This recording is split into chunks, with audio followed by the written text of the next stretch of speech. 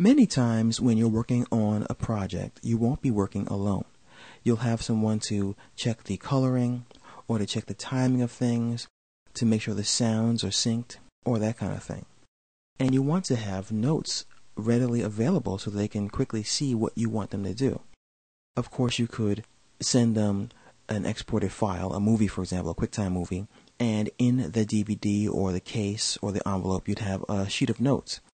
But that can be a little messy because they might lose the notes, and it's a little hard to tell exactly what you want done in a particular scene that way. So what we can do is choose to actually add our notes in the exposure sheet itself.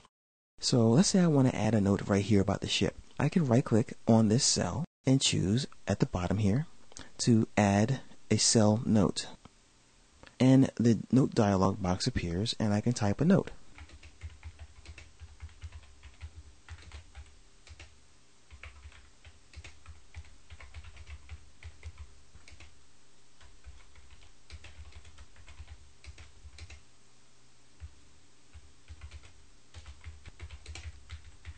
Now, as you see here, I have a quick note, and when I click OK, there's an indication that there's a note here. So I can just tell my crew on the phone, hey, by the way, I want you to open up the pirate hideaway file and look in the ship cell and read that note there. So they might say, all right, I'm going to do that. There's two ways of reading a note.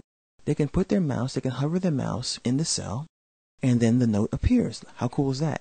So they can read, okay, do more homework on early pirate ships, see the web, or buy some books.